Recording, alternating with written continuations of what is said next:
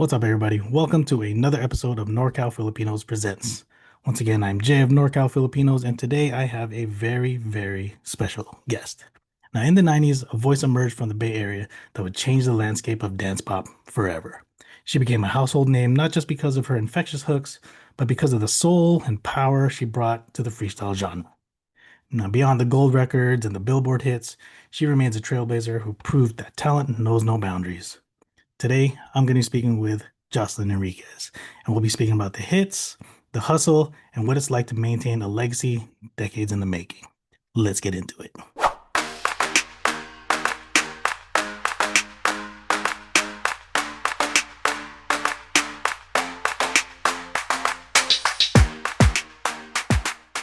Okay. Okay, so today we're sitting down with the Queen of Freestyle herself, Jocelyn Enriquez. Jocelyn, thank you for setting some time aside to meet with us. For sure. Thank you so much for having me. I love seeing, the background of Golden Gate. It makes me appreciate where I was born and raised. And, I still have a lot of family over there. So, I just it's fun to be able to, catch up with Bay Area folks. Awesome. No, it's so great to talk to you. I'm very excited about this one. So let's get started. Let's start from the beginning. So you spent some time, so about 10 years in the San Francisco Girls Chorus, very disciplined and very Yeah. classical environment. How did that kind of training like shape you when you eventually stepped into the music, the much more chaotic, high energy world of 90s dance music? I love that you use the word discipline because it really was setting the foundation of appreciating music for what it is. Like, I mean, even being able to love and appreciate music at a very early age, tender age of 3, it really just, established a foundation of loving 4-part harmonies, so like when I was in the studio, I love doing my own harmonies because, there's just something about building on a song. And so I learned a lot with the San Francisco Girls Chorus. It also gave me like just the background and the foundation that you need to have. But it was a good stepping stone. And I got to meet like really amazing people, like my girl Pinay, Irma from Pinay. She was with the San Francisco Girls Chorus, and I Oh, just nice. remember, yeah, she's a few years older, not too much, but she was definitely somebody that I aspired to be, being in the girls' chorus with her. I actually think she was one of my section leaders too. Oh, wow. Oh yeah, so we go way Oh, way yeah. yeah. She was actually the one that told me about the San Francisco Girls Chorus like many moons ago. But yeah, just I love the fact that that was part of my background, that was part of my training, if you will. Awesome. Wow, that's a good story. Wow. And now I'm like moving into like your early career with Classified Records. Like you were like really one of the first Filipino American artists breaking through in the scene. Like, and at that time, like there wasn't a roadmap for that kind of success. So when you look back now, like, do you realize like how significant that moment was, especially like with like your songs like I've been thinking about you? You know, I think before we started, I really, it's what been 32, 34 years since we released the very first single of I've Been Thinking About You. And, when you look back, that was never like the plan to be like one of the first, Filipino Americans. It was really just being in the moment. And so now when I look back and, now that we're collecting more history about, 90s music and, what role in our community or who played a role in that in our community of that era, and to be like one of the few people that's mentioned, I it's really humbling, especially now that I have a grandbaby and I have kids. Living here in Texas, we don't really there's not a big Filipino community as per se in California, in Florida, or Las Vegas, in Hawaii, or what, Mhm. not yet, anyways. Yeah. Not a big community out here. And so to be looked at like that, like we have Filipino American National History Society, we have those things that are preserving, those milestones, if you will, those just part of history, and me being a part of it, it's like, man, it's just mind-boggling to me. It really, really is. And after like having lived life, raising a family, raising kids, being a grandma, it almost becomes like being it's an out of body experience, because honestly, it's like after we're done with this interview, it's like, oh, what's for dinner, kind of thing.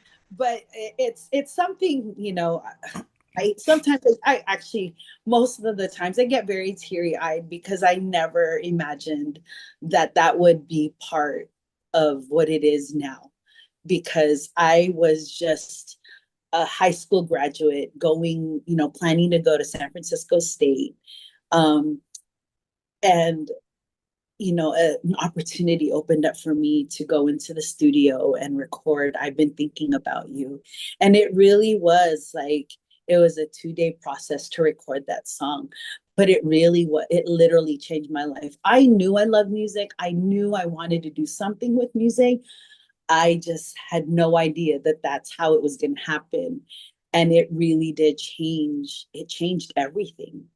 It changed everything. I mean, even now, I Yeah. look, Jocelyn Enriquez is my maiden name, but it's part of a legacy that, my dad, who passed away in 2022, like I get to carry him, moving forward. And so, for me personally, as a community, looking back at history, it's like, how did I get so blessed to be a part of this? Yeah. Well, I'm glad we're all a part of it too, Yeah. as listeners, as fans. No, great growing up, in the Bay Area and hearing you on the radio, that was awesome. I loved it. Thank you. Thank you. Yeah. I mean, yeah. And again, like, looking back as well, I think about like the Jocelyn Enriquez. Yeah, it's, the singer, whatever, but it really was a lot of people. Like I represent, whether it's my record label, Classified Records, it could be my management team, Dorothy, who I still is part of my management team now, Yeah. my husband, and all the fans. I mean, it's weird to say fans, because honestly, it's my family, right? My Yeah. family, and it's this this is huge for us, for all of us, for Oh, all of no, for sure. Like, as Filipinos, like we're such proud people, so Mhm. anytime, we see one of our own make it in whether TV, music, Um, movies, something, like we all feel that pride. It's very important to us, to see, because like I said, like there we didn't have that kind of representation growing up, Yeah. you know. Yeah, a lot of it too now, I mean, has to do with social media, because back then we didn't have the accessibility of the social Yeah. media. So whether, you actually go to a performance, or autograph signing, or wherever, an artist might be, you won't know Yeah. until you see them face to face. Oh my goodness, she's Filipino, Yeah. because, with the last name like Enriquez, and I think that was back then too, people automatically assumed, oh, she's Hispanic, you know what I mean? Hmm. And if we know our history, I mean, a lot of Filipinos have a lot of Hispanic last names. So Yep. unless you met me face to face, you wouldn't know, oh, she's Pinay, you Yeah. know, Filipina. So yeah, it's just really neat to be a part of, that history and whatever. And I look at it from a different lens now too, for myself, because it's like, my parents were immigrants. I'm a first generation here. And, how do I preserve that, especially for my kids now that we live in Texas? How Yeah. do I help them understand and appreciate, our culture? And so like we do the best that we can. Yeah.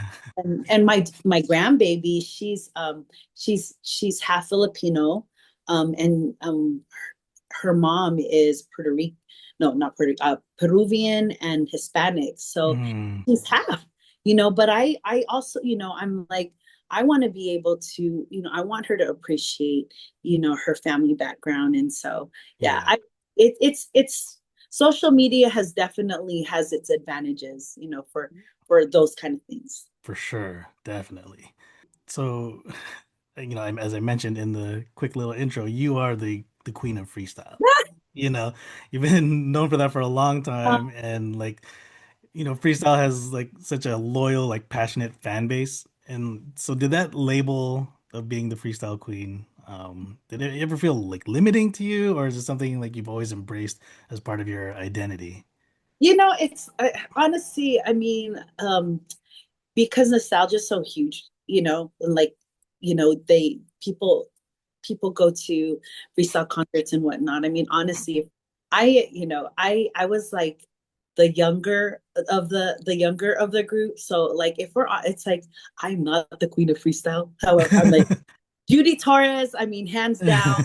There's Cynthia. There's so many Hmm. others like Shannon. The Cover Girls, Angels. I mean, these are like my comrades, if you will. Yeah. So to be labeled as that, I'm like, no, but I'm so appreciative of that genre of music, because that was my that was the ticket into the radio airwaves, if you will. Yeah. A short background: when I walked into Classified Records, slash Music Quest recording studios, I was very confident when I walked in, and I'm like, I'm going to be a balladeer. I'm going to sing all these beautiful love songs and ballads, and, all these sustained Whitney Houston notes and whatever. And they're like, let's reel it back in. This girl's like, I mean, because I mean, coming from a Filipino home, we love songs, right? Oh yeah. But they're like, like, have you heard of freestyle? And back, that was Stevie B, Lisa, Hmm. Cynthia, um, Angel, and there's so many others that I want to name. These are just the top of my head, and people that I perform with all the time now. Like, it's funny, but it's just like, what a great way, opportunity to actually, um, you know, make a name for myself with through freestyle music. So I am not mad. I grew up to freestyle music. I grew up dedicating songs to friends or maybe crushes or whatever. So I'm all in it to win it. So like one of like your biggest crossover moments came with Stars on 54 and Oh, if you could read my mind. Thought I'd feel this way. And I've got to say that I just don't get it. I don't know where we went wrong, but the feeling's gone and I just can't get it back. That was like such a global hit. Like what do yeah. you remember most about that time and how did that experience differ from like your freestyle roots? Oh man, like you said, it really just opened so many doors globally for me. You know, getting to work with Ultra Nate, who she had a huge dance anthem at that time. She was, Yeah. peaking at that time, and then having Amber as my label mate on Tommy Boy Records. It was a project that was presented to them, and they were both on the East Coast, and I was on the West Coast, and but so we get a phone call and they're like, hey, there's a project. Miramax Films are doing this, a movie, not like a true story, but, the premise, is around Studio 54, the infamous disco tech back in Yeah. New York, whatever.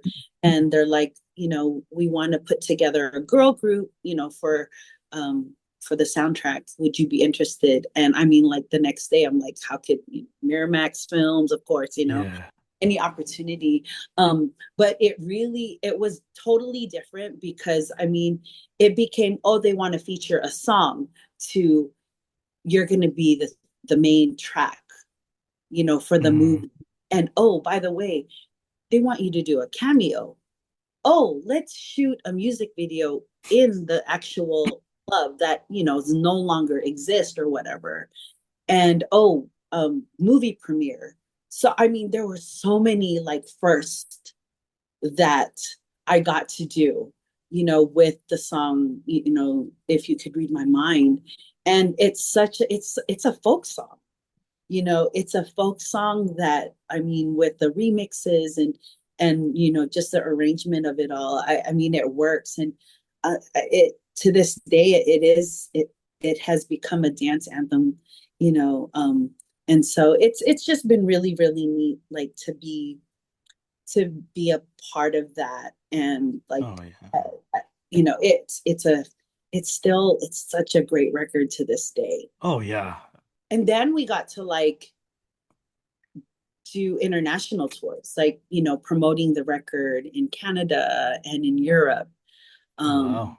and so it was pretty wild, and to be able, I mean, as a solo act, you're kind of like used to working, by yourself or whatever, but you have like three dance artists.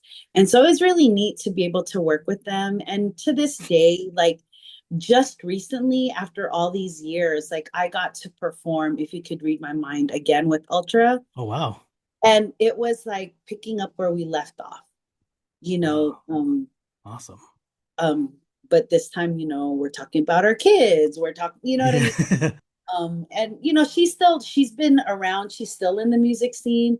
She's a DJ as well. She kept performing throughout the years. Amber, she's still a really good friend. She's retired with performing and whatever. But to be able to, like, even those things, like we just celebrated its the 20th anniversary. You Mhm. know what I mean? We're still talking about that song. It's like, Yeah. man, so That's it's crazy. just really neat. I'm looking back now, it's like, man, that's crazy that I got to be a part of those really great projects. Oh yeah. No, that's awesome. Okay, so not long after Stars on 54, like you made the decision to step away from the spotlight and focus on family and your faith. So was there like a specific moment where everything kind of clicked and you realized your priorities were shifting? For sure, definitely. Well, during while we were promoting Stars on 54, I had found out I was pregnant. Oh, okay. Yeah, this is a lot of tea. And I don't know what you want to share. But at that time, I was also, at the height of my career. I was getting ready to record my third album with Tommy Boy, but there was something that just didn't sit right. And so there was a decision that I made. It was really just an eye opener for me. It's part of my testimony. Um, but yeah, so I decided that it was time to be a good mom, because my career can't guarantee itself, but at Yeah. least to be a good mom. And that was probably it was a hard decision, but it was probably the best decision for me. So yeah, I took a hiatus. I mean, I still, after I had my son, I was still performing, but my heart wasn't there Mhm. because, like, yes, I loved being on stage, but my heart was like, I don't want to miss raising my child, you know? Yeah. Um, and so it really, like, it, for me anyways, it really changed my outlook and my priorities. And so when I found out I was pregnant with baby number two, I was like, okay, so this is definitely, the door closing. So we decided, okay, I will part ways, just go away quietly and raise a family, live a married life. We left California, moved to Texas, um, and we raised four kids, um, and it was great. And my kids are grown up now, but Yeah. they appreciate, like, mom was there, Mhm. all the milestones, and even now. And it wasn't until 2016 where there was there was a local station that did a "Where Are You Now?" uh no, sorry, story on me because they found out I was living in San Antonio, Texas. It was like, okay, so they contacted my husband through our church. And I was like, okay, so just so we understand, this is just a one-time thing, right? Like, a one-time interview, whatever, whatever. And so, I mean, my husband, he's very gracious to me. Like he was like, well, you don't you want to keep your mind open or whatever. But I was like, I was very settled in my own shoes. I was going to be, I'm a mom, I'm a pastor's wife. I come alongside my husband, he's been very supportive of me so I could support him. And, long story short, my kids have gotten older and oh my goodness, all, from that one TV story, like doors started opening. And I'm like, ah, okay, so it was one thing after another. And then like we go to Greek theater, we're celebrating Filipino American History Month, and I'm performing with Gary V, DNH, Kai, and Pinay. They're all there. I think AJ Raphael was there. Oh wow. It was like a plethora of like a smorgasbord of Filipino artists, Filipino American artists. And I look and I'm like, oh my goodness, like what is happening, And slowly but surely it was like, okay, I think God's doing something. Like I need to embrace this, like, and so yeah, pretty much that's the history behind all of this. So let's see your recent collaborations with Clooney and the new single XTC, XTC, ecstasy. I guess. Yeah. Give me what Um, I want, 'cause what I want is what you need. Give me what I want, a little bit of ecstasy. Yeah. it shows how naturally your voice fits into today's like house music scene. So like when you hear your vocals in a 2026 production, like versus something from the late 90s, like what stands out the most to you? It's funny because, my convictions have changed, from then. And so honestly, if we're honest, that is a song that I I thought I would never ever like revisit. But now that, I've taken a step back, like really, it's part of my testimony and part of my redemption story for me personally. So to be able to like kind of share that part now, and just kind of like educate people, like, unfortunately, sometimes people can misinterpret a song. And so that's why it kind of left like really just um, a difficult like taste in my mouth and or memory. So I try as much as possible to like be far away. I mean, the song is great. It's like, if we only used one word differently, it wouldn't be such an issue, because that song is crazy good. It's, and back then when my kids were young, it wasn't a song that would say, hey, listen to what your mom is. You know what I mean? Because I want them to be, responsible and whatever. And I don't want to give them the, the notion that, I support, this song. But anyways, like, okay, going to your question, let me focus, Jocelyn.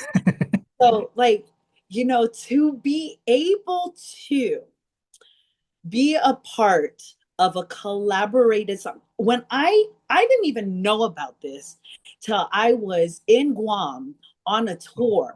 I was on a freestyle tour with Shannon and the Cover Girls. So like when it was told to me that there's a guy, there is a DJ, like this world-renowned DJ who remixed your song Ecstasy. Like, what are you feeling about that? And I'm like, oh my gosh, of all the songs. However, but to be able to see the response when he plays that song to this generation, I'm like, that is that's like 20-year-old me. Like that's my daughter's age. Yeah. And so I love that. I mean, and see, that's the beauty of music. I mean, music is very timeless, and especially if it's with, with ecstasy or do you miss me if you could read my mind. I mean, these are songs that generations will get, will listen to. And I mean, look what Bruno Mars is doing. Hmm. Let's talk about him, Yeah. fellow Kababayan, right? Yeah.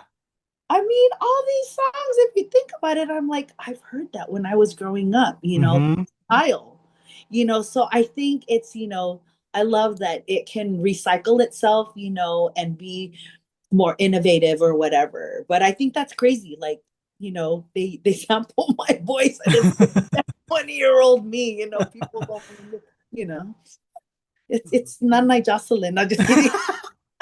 Auntie Lola, I don't know. I'm sorry, I'm aging myself. It's, we're just, just, yeah. But anyways, yeah, I think about it like, dude, that's like 30 years younger. That's crazy. It's such a huge song too. Yeah, it's crazy. Like, and I look at TikTok or whatever, or Hmm. like social media, and it's like, they're singing. They little do they know that it's a 30-year-old song. Yeah. Yeah. These kids will never know until now. Yeah. They see this Hey, interview. it's me.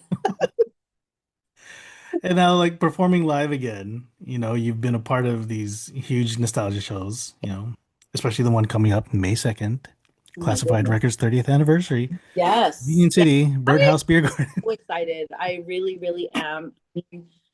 Mm, Yeah. it's been years since I've seen a lot of them, like a lot of the people from Classified Records, and like honestly, with the nostalgia, being able to perform again, or even talking about that the 90s era. Hmm. I talk about it a lot. Like, I'm so grateful for my record label that, really gave me my first start. I'm so grateful that my record label, introduced freestyle music. Like, hey, why don't you sing a freestyle song? Best decision ever. Yeah. Um, so I can actually celebrate the people that, that made our that made this milestone with me. Yeah, because Yeah. it's been years. It's Oh been yeah. years. So that it's gonna be a reunion full of laughter, you Oh know, yeah, for sure. Especially with full of Filipinos. yeah, full of, tears of joy, Hmm. and maybe just mending hearts too. Yeah. So So like what's been the most surprising thing about the newer generation, like of fans showing up in the crowds? um for me, I think it's being able to be a part of their story. Like I remember when I first came out again back in 2017, at 2017, 2018, I forgot. I did Kasayahan in Daly City. Mm-hmm. And I did a autograph signing at Ceremony Center. And it was really neat because I would hear like stories about their parents and how Oh, they're like, awesome. it's like, man, to be able to be a part of people's lives, and even to this day, to be able to hear their stories. And now, like for me, it's, you look at it with different eyes too, right? Hmm. You want to be intentional. Like you want to make sure that you make time for the people that made your name. You make time Yeah. for them to say thank you. You make time to hear the stories of, maybe, oh, your song brings me, your song was part of my parents' wedding. You know what I mean? Their first, Yeah. and it's like, wow, I love that. I love that I get to play a part in people's lives, and then to hear their kids tell me about it. My grandbaby, she is turning 3 in July. Never, ever, ever imagined her singing my song, Do You Miss Me? Oh wow. Yeah. Like we're in the car. We're taking her. This is a true story. Last I have proof. We started Disney on Ice last week, and I'm like, I don't know how much she knows. And so like I'm showing her my performance on Wish Bus in the Philippines, singing "Do You Miss Me?" And I mean, she knows that's her ama. She calls me ama, Yeah. and like she's singing like the words, like this girl knows my song. And she's like, "That's you, ama," and I'm like, Cute. "Yeah, you tell all your friends." You tell them that I was cool. I'm still cool. That's so, so cool. No, I'm just kidding. So like in the mid 90s, like especially here in the Bay Area, like there was like this wave of Filipino American artists. We kind of talked about them a little bit. Kai, One Voice, Yeah. Pinay. Like looking back, did it feel like you were part of a movement, or did it just feel like a group of friends just making music in the same scene? Honestly, I can't say it was a movement because like in some way, shape, or form, like we all knew each other. Hmm. And I mean, if you some of them, like I remember my parents' house in San Pablo in the East Bay was like a hangout place for all of us. Like at one point, like I remember maybe it was one of the festivals in Vallejo. Um, Hmm. we all like ended up hanging out at my parents' house, and like it really was just a group of friends, that wanted to sing. And then, we made careers out of it. Like Kai wasn't even Kai at before. They weren't Kai. They were called another name. Hmm. DNH. Lionel was part of YFEC. He was a younger brother of a guy that I would do duets with. We would sing covers for. And so, I mean, there's just, again, Irma was part of the girls' course with me. And I hung out with May because of mutual friends. Like, I didn't go to Wow. Berkeley, but I hung out in Berkeley a lot.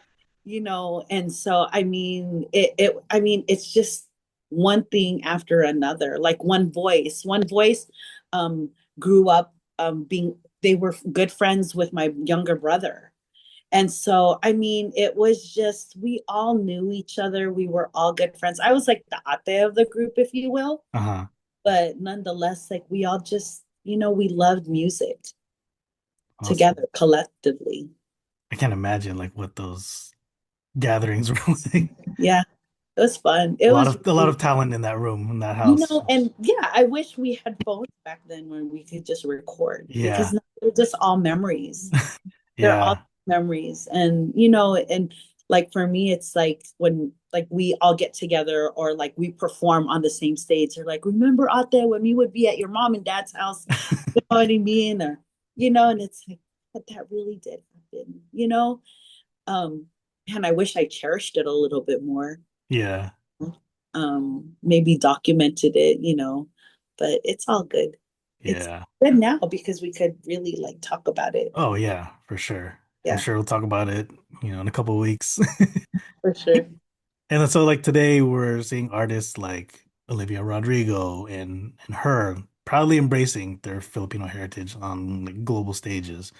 Like, what does it mean to you knowing like you helped lay that groundwork for that kind of visibility? Man, that's crazy. It's very, again, I use that word humbling, but I don't take that lightly because again, I never envisioned myself to be like, when you hear titles like trailblazer or pioneer or you were one of the first, it's like I never looked at it that way because it really was just doing something that I absolutely love to do. But I mean, even if we're honest, there were a lot of Filipinos in the industry. We just didn't know about them because they weren't like exposed the way like her, Olivia Rodrigo, Bruno Mars. Um, they're they're more accessible, you know, Hmm. um, media wise, and so but as to be like a one of the first, it is really humbling for sure, hands down. Yeah. And like you came up during like the era of cassettes, the Yeah. cassette singles and vinyl. Like how do you feel about the way music is discovered now, like where something can blow up on TikTok in like seconds? Man, I think it's really great, that you can have that now, that accessibility, that quick work. But I would love for people to also understand what it was like to create music back then, Yeah, Yeah. I mean, not to say which one's better, but to also maybe even appreciate that history. Hmm. Like for me, um, my son is also a musician, and so he understands like, hey, he feels inspired, he can go into his room and like record tracks or whatever. Back then when we were recording music, like we had to make sure that we had studio time. Yeah. You know what I mean? We had an engineer or a board op to you know um to run the board, Hmm. um, and make sure. So we didn't have that accessibility. So, like, to be able to maybe have that appreciation and even understanding, like, what the grind was like back then versus how it is now, I think it's really cool that Yeah. it's almost instant now. You know what I mean? Hmm. Um, uh, um, but yeah, it's very different, but I love it. I love it, love it, love it, love it. We kind of touched on social media a little bit earlier, and you're pretty active on social media now. Like, I am not just kidding. I am not. does does having that like direct connection with fans feel like more fulfilling than the kind of like distance artists had to maintain back in the 90s? I think for sure because like you get to hear it's instant. Hmm. I mean, like, say I did a performance. I mean, the one thing that makes me a little sad, if you will, if I could be very, like, when you're performing and everybody has their phones on and it's like, put your phone down. I'm like, I want to, Yeah. I want to engage with you or whatever. But like the fact that people can like document or like, share a memory like instantly. Hey, I met you yesterday, or I met you at a performance like last week. This is just thank you or whatever for what. Anyways, so I love the fact that it is like more personal and it's quick as opposed to back then. Hmm. Um, but for me, again, like I look at the point of my career now to be very much more intentional and personable for the audience because tomorrow's not guaranteed. Um, and again, I come it's a different mindset now. I'm here to say thank you. Yeah. Thank you. Thank you that you have embraced my music. Thank you. Tell your parents, like I say this often to like, the younger generation when they tell me, oh, my parents introduced me to your music. Like, or, your song, Do You Miss Me, was our Saturday morning cleaning. And so like I would, my response would be like, tell your parents thank you. Thank you. Yeah. To let for allowing me to be part of your cleaning ritual, if you will. Yeah. And so yeah. Little fun questions here. You know, um, you see fashion nowadays, like stuff is starting to come back. Everyone's starting to wear like baggy jeans Yeah, again, like the I'm baggy all of clothes again. Like now at my age, I was like, what? Yeah, belts. What is I need elasticity. drawstring. Yeah, I need a drawstring now. Forget Exactly. forget the jeggings. Nah, Yeah, I'm not no, sick. no, no. I need to breathe a little bit. Yeah, comfort before. Yeah, cover. Yeah, I'm all about comfort. I'm totally about the comfort. And I think I'm a lot older than you too, Jay. So you're funny. No, my knees and back don't. We'll say otherwise. Agree. I think on my 37th birthday, I think one of my friends like greeted me with a hug, and then she heard my back crack, and I'm like, I'm sorry, that's my body now.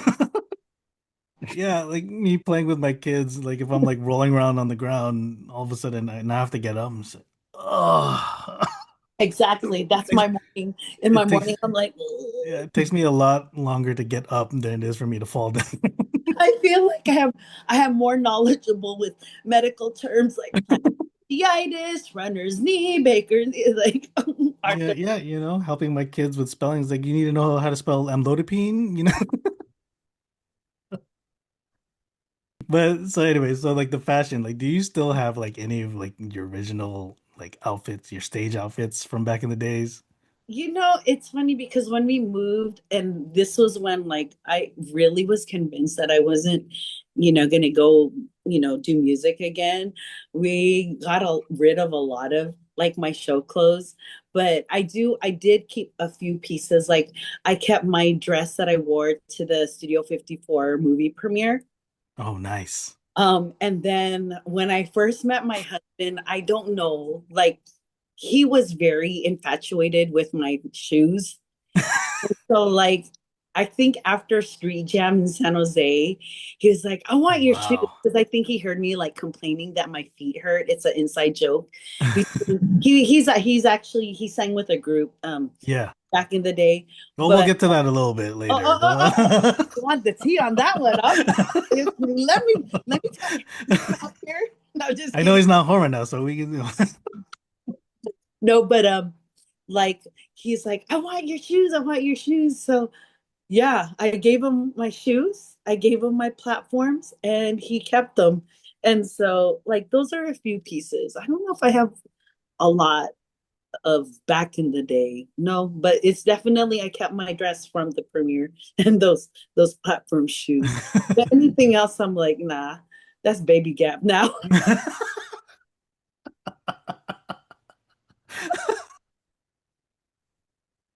Oh man. Sorry. No.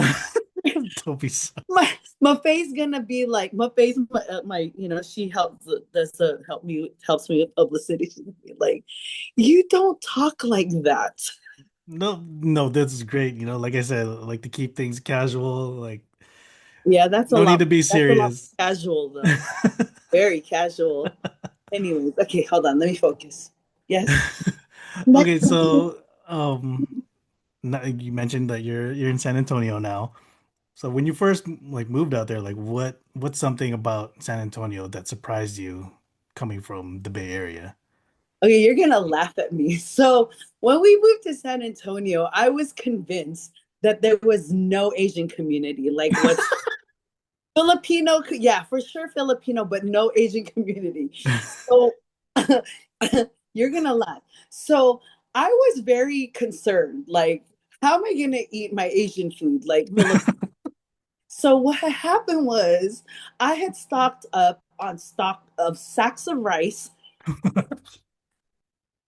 jugs of soy sauce, jugs of you gotta have your dato puti white vinegar.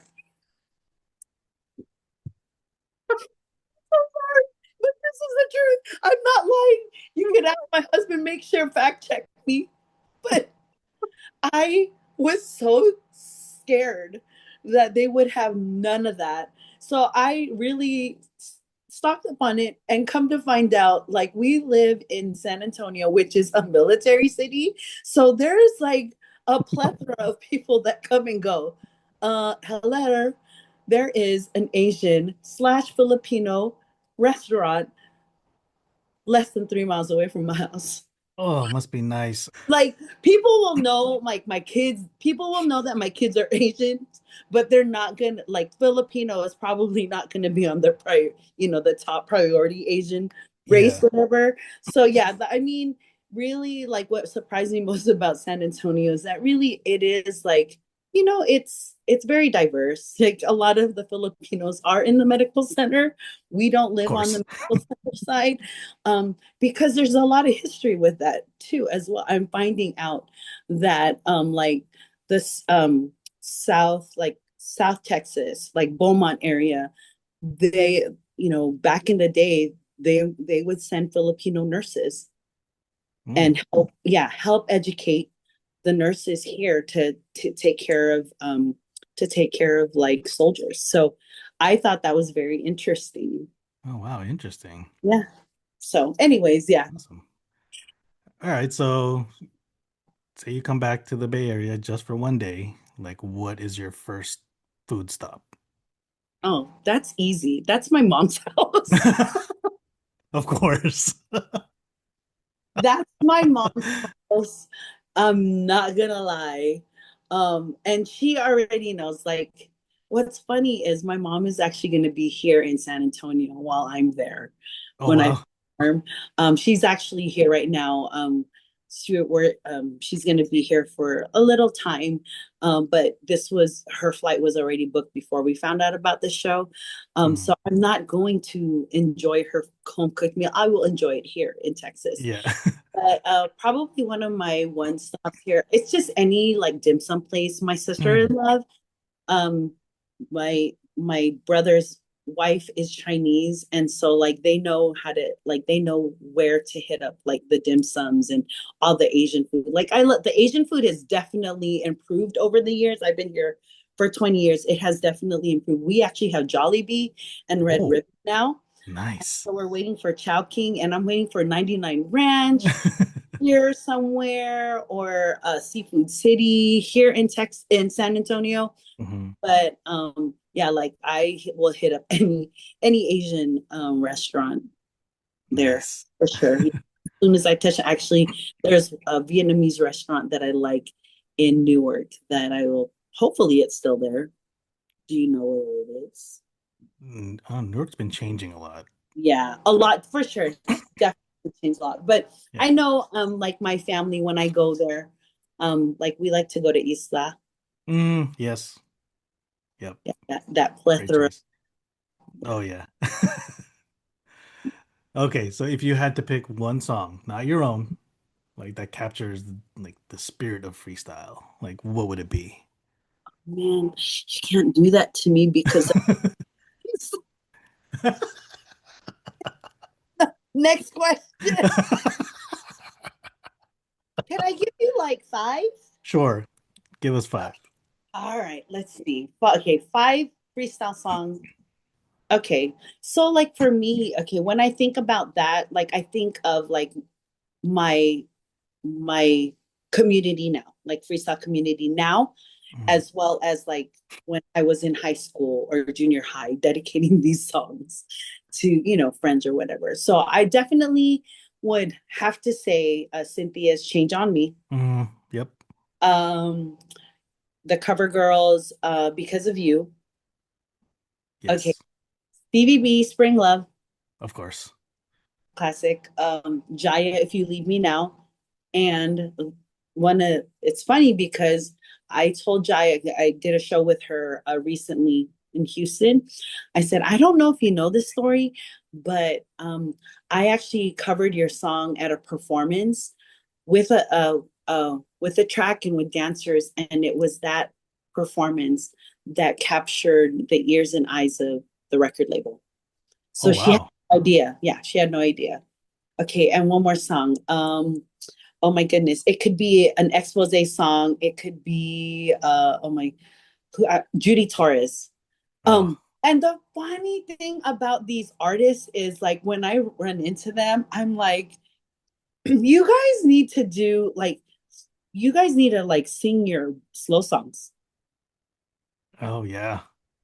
because our community, we're all about the slow songs. Yeah. Um, it's funny because I sang Promise Me at um one of the shows in LA, and people were going crazy, as did I, because it's just a big part of our like growing up and nostalgia. And I tell Cynthia that too, like Holding On. That's a classic, like slow song for us. Yeah. Anyways, yeah. Okay, let's go into some like rapid fire Okay. questions. Um, Pick your favorite. Do you miss me or a little bit of ecstasy? Do you miss me? Best decade for dance music, 80s or 90s? I mean, 80s I grew up with it, but 90s I was a part of. So Yeah. okay, I'll say 90s. One artist you'd love to collaborate with right now. That's still alive. Yeah. Olivia Newton-John, she's passed Oh, away, but yeah. because she was really part of like part of my upbringing. Like I Hmm. listened to a lot of Olivia Newton-John when I was growing up.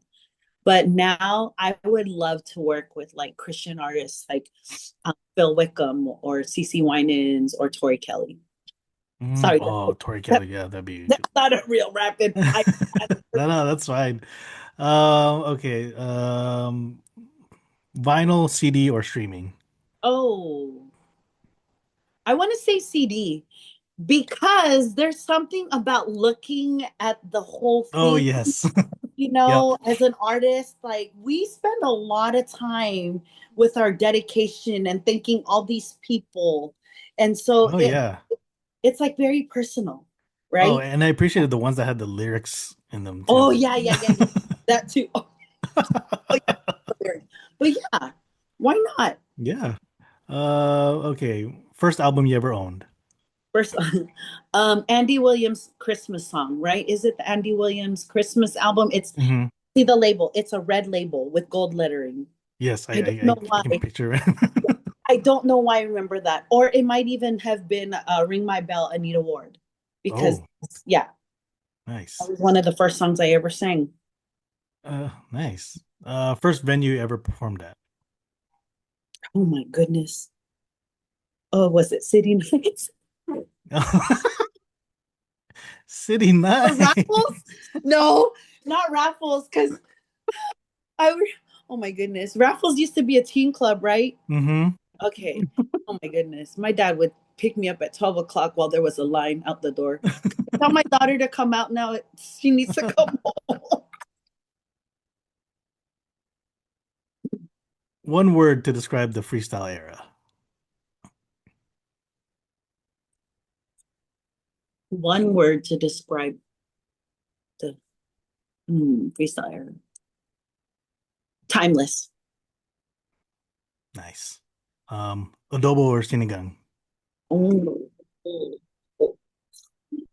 depends who makes it. But I live in Texas, and I'll be honest with you, I I seldomly cook sinigang during the summer. It's too hot. Oh, it's too hot. But Yeah. probably adobo because it's year round. Yeah. Best place to get Filipino food in the Bay Area. My mom's house. I knew it. My mom would be so offended if I didn't say her name. Your karaoke go-to song. My karaoke go-to song. Oh man, it was always "I Will Always Love You" by Whitney Houston, or Nice. any like Olivia Newton-John song. "Hopelessly Devoted to You." Those are the two songs. Okay. So if you weren't a singer, what would your dream job be? I think if I wasn't a singer, my dream job, I would be a teacher. Oh, okay. Yeah, Nice. If you could have dinner with any three people, dead or alive, who would it be?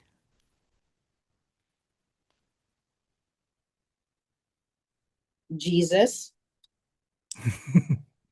Um, it'd be my dad. I want to say Gary V Mm, because he is a very, I he's been out there for many many years in the industry, and he is also very faith. He's a faith-based artist, and he's a good friend. I mean, we've performed together. I mm, mean, I can call him at any time, but he's a very busy person, so it'd be nice to like just sit down and just yeah. talk. Awesome. Okay. And when people hear the name Jocelyn Enriquez in 50 years from now, like what's the one feeling you hope your music leaves with them? One hope. Feel good music. Awesome. I had a special request. That's okay. Yes. I had a special request from somebody asking, we talked about your husband being a singer, Want me to giving the call people. him? No, no, you don't have to call him. I had a special request, to release a duet with you and your husband for Asian Girl. Okay, I don't know if you heard about this, but last year I performed at Romance and Breakups, Uh-huh. Yeah. the Grove, Hmm.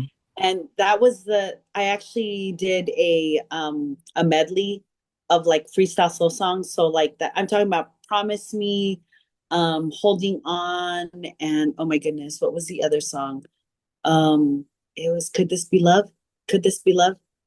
Uh-huh. Um, but we I wanted to do something special for that audience, and I brought out my husband to sing Asian Girl with me. Oh, you need to release that. No, that's a request. We need a release of that. I wasn't Uh, there for that concert. I oh know a my lot of God, people that went. people went crazy. People went crazy, and funny story about that song. So like, I'm getting ready for the show and whatnot, and for some reason, like Elaine, when you're a guy, it doesn't take much to get ready, right? Yeah. But like for some reason, and it just went over my head, like he was ready to like perform or whatever. His performance outfit was like a Padres jersey because that's Southern California. Yeah.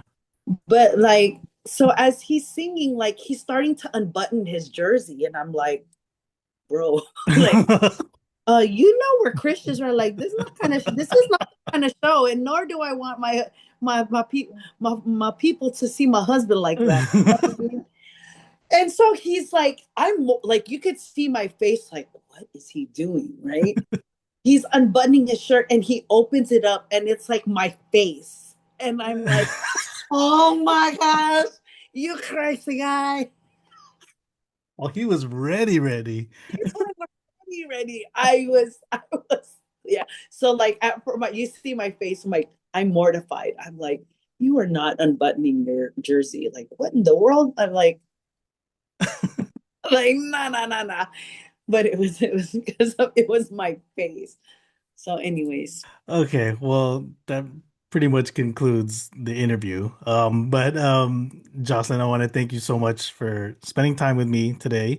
thank you. It's one thing to hear like these hits on the radio, Wild 107, or in the club, but hearing, like the heart and the hustle behind the voice, it makes it even more special. You've been a trailblazer for the community and like a constant source of joy for dance music fans for over 3 decades. We're just all so grateful for everything like you've shared with me today. Thank you for having me. And if I can just say thank you, like to you and to those that tell our story. Without you being able to, make sure that the message is out, our stories are being told. We wouldn't be able to. People wouldn't know, like the hustle and the grind of how it was back then. But also at the same time, we get to celebrate like those moments, and we can also take, as an artist, like we can also take the time to say thank you. Thank you to the community. Thank you to the people that relay the message. And I'm just very, very grateful to everybody who has played a part in the JE project, whether it's, my band or, my band of before, my Yeah. dancers then and now. Um, make I mean, it's a combination of everybody's talent. So it's Jocelyn, but there's so many aspects of Jocelyn that I can talk about and say thank you to and tell their story as well. So thank you. Oh, thank you. And make sure to follow Jocelyn Enriquez on social media and, to keep up with, latest performances and projects. And you can see her again May 2nd at the Birdhouse Beer Garden in Union City, California. That's where it all began, Alvarado Niles. Oh, That's where Classified Records was. And yeah, so I'm really excited. This is a big reunion, homecoming, yes. and really just to bring it back to full circle, I think is pretty heartwarming to me. Awesome. Well, thank you again. It's been a Thank you. pleasure. Thank you.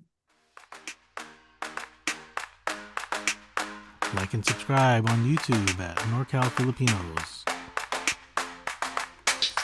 Visit us at norcalfilipinos.org. Follow us on Facebook at NorCal Filipinos and on Instagram at norcal.filipinos.